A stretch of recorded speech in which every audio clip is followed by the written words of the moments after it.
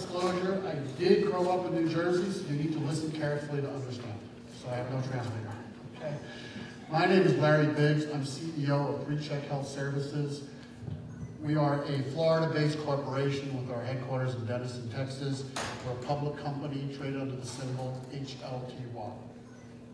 I first want to share the current state of affairs in our industry. And most folks know this, but let me just cover it because it makes an impact on what our device does and is capable of. So everybody's going to preventive care. For the first time in my life, the government has figured out something before private enterprise.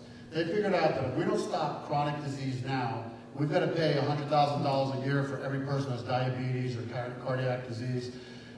We're going to go broke. So they have come up with a program over the last few years, Medicare, Medicaid, basically saying, look, let's prevent these diseases so they don't happen. Doctors historically have not really had the devices or the capability to do that, and even if they did, they really didn't get great reimbursement. There wasn't great CPT codes, there wasn't great kinds of revenue for them to make it. The industry was more of a reactive. If you're sick, let me fix it, but I'm not going to spend a lot of time preventing it because I don't get paid for it. I don't have a lot of time today to go over how wonderful our system is. Obviously, I'm biased, right? But what it does, it looks for biomarkers that are precursors to disease.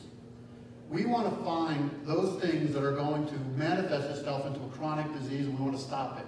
So we look for autonomic nervous system dysfunction, endothelial dysfunction, neuropathies. We look for insulin resistance. So a number of things that I can't get into all the details today. I'd love to.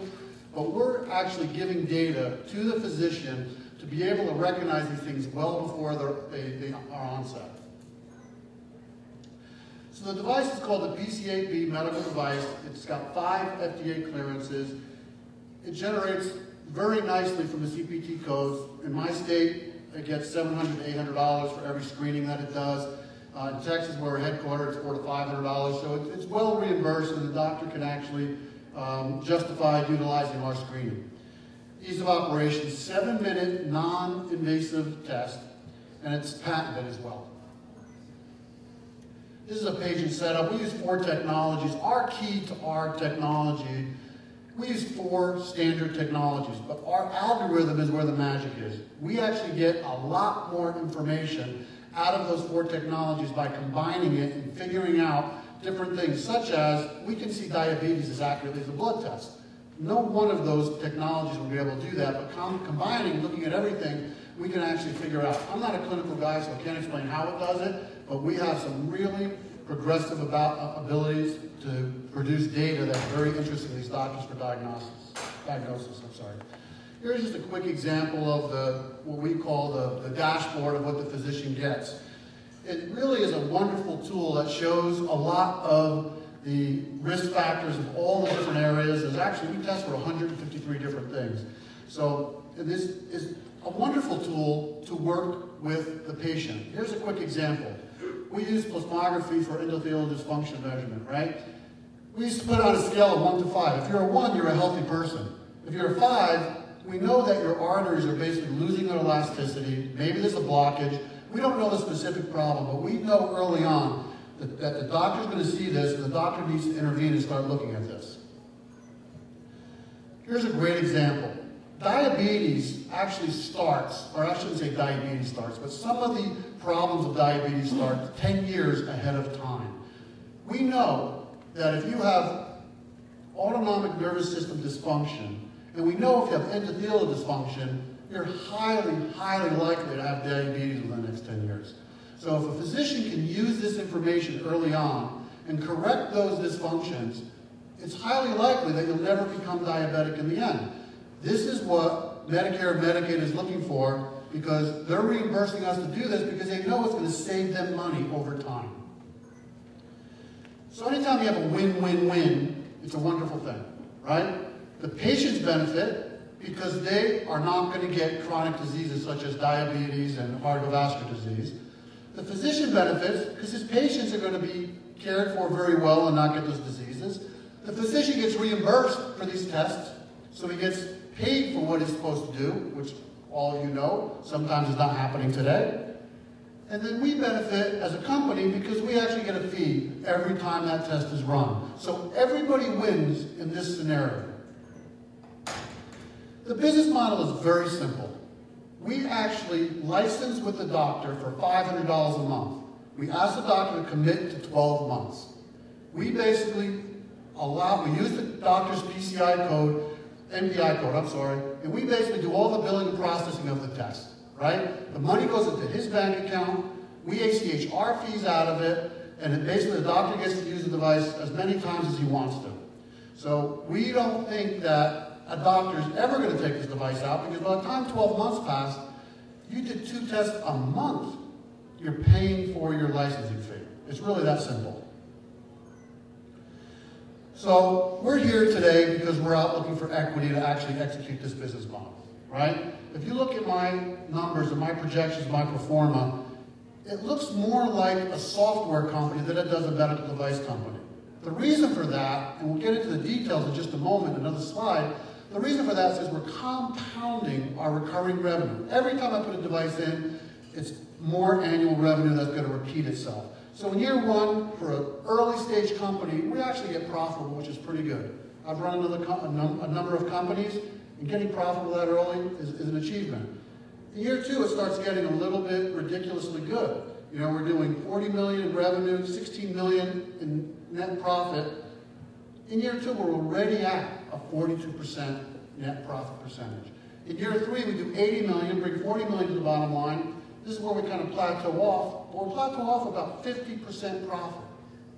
That is a software type company, not a medical device company. That's because of this recurring revenue. So if we looked at the value of our company, we're a public company again, remember, so our stock is around $1 right now. In year 2, if we do $16 million, you got to look at where a multiple of that is. Public companies are valued by what their multiple is. This space, the multiples are between 20 and 45. I'm not even estimating that we'll get 20 to 45. I'm saying we'll get 10 to 20. But that gets us into a multi-$100 million company, billion-dollar company. You can do the math yourself. In year 3, if we're doing $42 million at a 10 multiple, or $42 million at a 20 multiple, you know, we're getting up there at a $1 billion market cap. So the summary, the company holds the exclusive rights to PC8B. We have strong, financially stable customers, physicians. They're intelligent, they usually don't go out of business, and they're basically able to pay for things. Historical experience in the medical space, I had a prior company that sold these devices. I just like this model better, and that's why we've revised what we're doing. Recurring revenue model, compounded growth. Each device that is put in generates the company between as low as $60,000, as high as $120,000 of revenue annually. That's compounded. Every time you put one in, you don't have to sell a new one to get that revenue and make that profit. I've got the existing ones making profit, and then I'm compounding on top of that and generating more revenue. We're already a public company. We're already publicly listed. Our plan is to actually uplist one of the senior exchanges, the NASDAQ or the New York Stock Exchange. And I've done this before. I've had a company that started on the OTC. We are a fully reporting company on the over-the-counter market. We expect to uplist my prior company I took from 25 cents to a $29 price, and we got to a $1.2 billion market cap. I had 550 employees, so I've been to this rodeo before.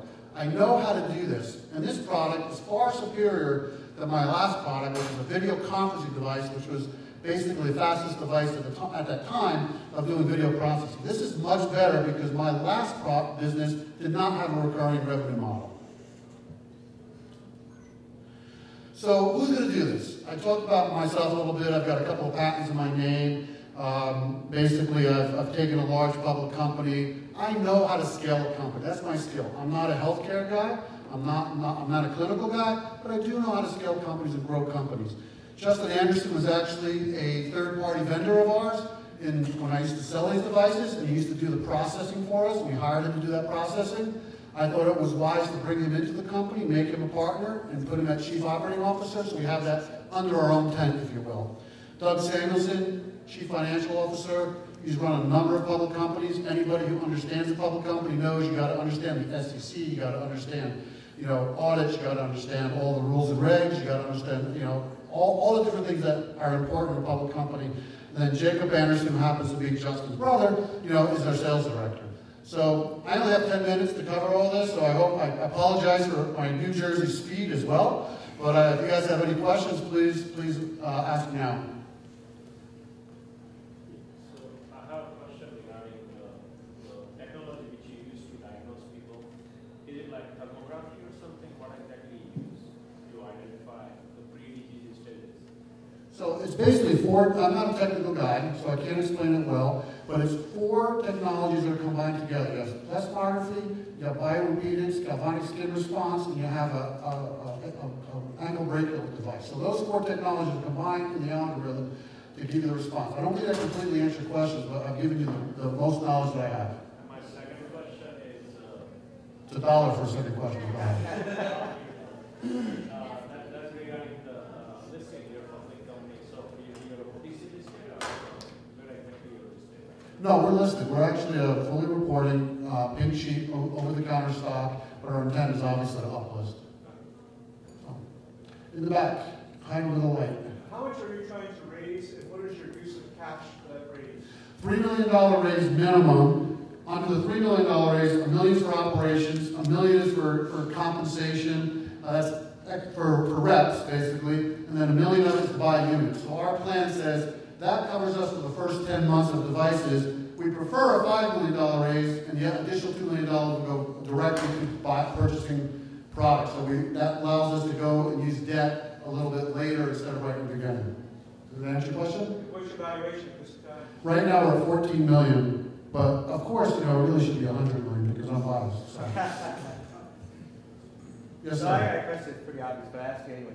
So Yes, we can. I believe you. So nice presentation. So in the beginning of your slides, you had a whole list of medical conditions that could be, I guess, identified with the Screen is what we use. Screen, yes. It's a screening test.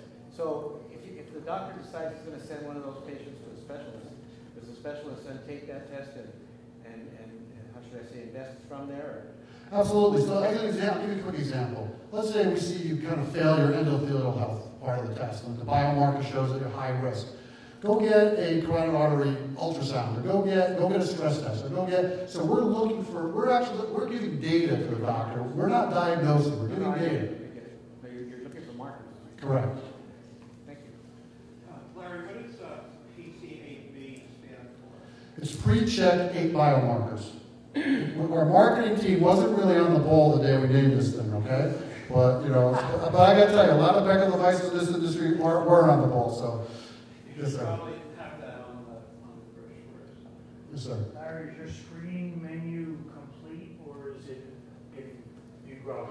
No, it's complete. It won't grow any further. Having said that, just got a patent on detection of diabetes, right? You have to still go through CMS and get it reversed, but the dashboard is pretty much static, because we're really looking at things. And by the way, if you're looking at some of the new cardiology articles that are coming out, they're basically saying even more than blockages, you're looking at autonomic nervous system, or specifically parasympathetic suppression, heart rate variability, endothelial health. Those are causing the heart disease even more than the blockages. So it's really interesting. But unfortunately, I'd say maybe that we're pretty static at where we are.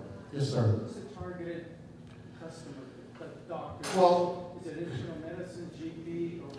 we have a number of taxonomies that we work with, even OBGYN and so on and forth. But I'll answer the question a little bit differently if you don't mind. Our low-hanging fruit are functional medicine, anti-aging, because they get the preventative right away. Okay. Next in line, general practitioner. But we have cardiologists. We have basically OBGYN. We have a number of them. But obviously, my claim to fame here, guys, as a business. Now, I'm not a clinical guy.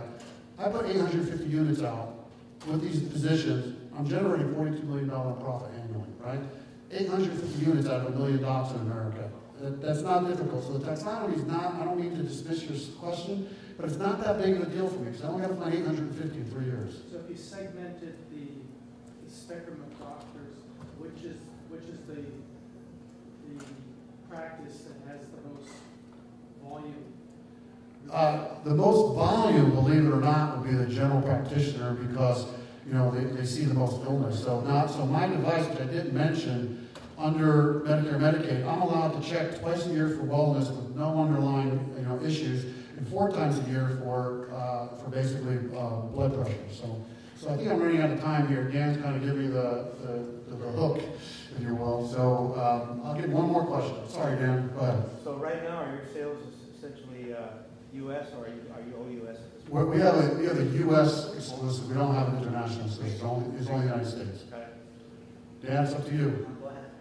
So, just first a clarifying question before I ask the real question. So you're not providing any diagnostic information to No, we're not. Screening data only. So what, have you considered doing this as like a franchise opportunity where you have storefronts where people can come in and get this done, and any trained technician that does not have to be a nurse or MD can hook something up to them? It is a great idea, and my partner actually owns medical practices, but I will tell you the low-hanging fruit first. I'm not saying we won't do that, but it's not built in my business model right now. One more. How many field systems do you have? Well, I had a prior company where I sold the system for $50,000. So last year I sold $3.5 million worth of systems selling them, okay? All out, I'd say there's probably less than 3,000 in the country right now. So it's kind of my company, we're basically a handful because we just launched this new company, the public company. But I sold them last year, so it's kind of a hard question to answer. I hope that makes sense. Okay, I hope you understand my New Jersey. I thank you very much. Take care.